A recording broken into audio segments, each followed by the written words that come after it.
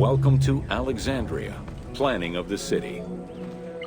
Alexander's plan to build his great city began with a verse from Homer's Odyssey. There is, in front of Egypt, in the sea with many swells, an island called Pharos. Guided by these clues, Alexander the Great founded his future city at the western end of the Nile Delta.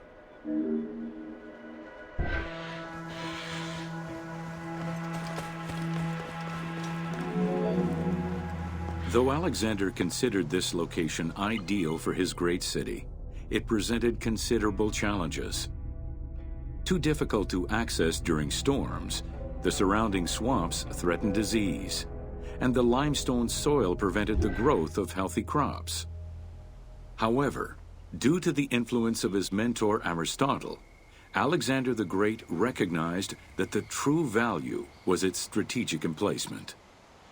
Alexander knew that in controlling Pelusium to the east, Memphis to the south, and his crowning glory Alexandria to the west, he would create a triangular stronghold, allowing him to control the entire delta while giving him access to the Mediterranean.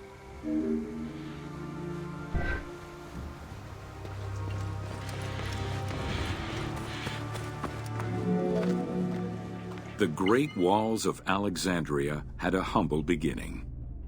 Lacking chalk to outline the future city's foundations, architects were forced to use flour instead.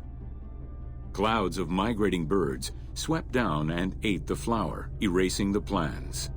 This prompted Alexander to seek guidance from the oracles, who reassured him that his future city was destined to feed a large population.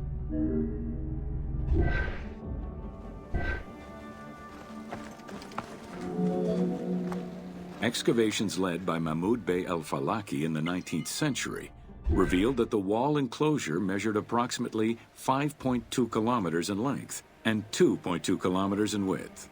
It was roughly 9 meters in height.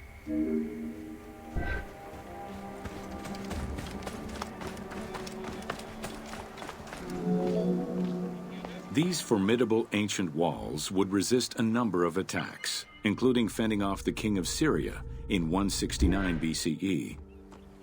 It wasn't until 295 CE that they eventually fell to Roman Emperor Diocletian, and this only after 8 months of relentless assault.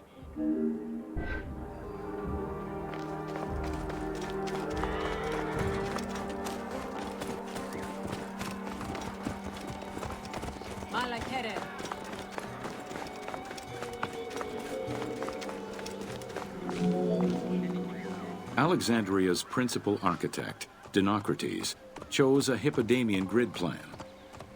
The grid maximized functionality, with wide, straight roads and canals running beneath them. Alexander recognized the military value of the city's design.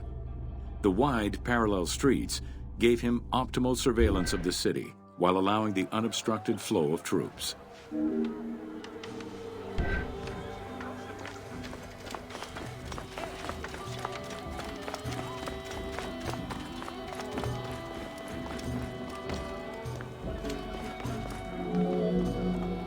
A central corridor ran from the Mediterranean's north port down to Lake Mareotis to the south. This thoroughfare acted as an unobstructed link for commercial trade and travel between the two ports. Many of the streets were bordered with grand buildings and parks, including Canopic Street, with its impressive gate bordering the eastern end.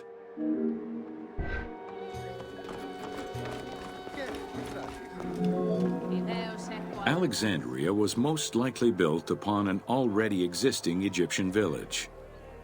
Upon its completion, the Egyptians reviled the city, refusing to call it by its founder's name. Instead, they called it Raked, the building, as a mark of disdain, which was later Hellenized into Rakotis. Despite this, the name Alexandria would remain.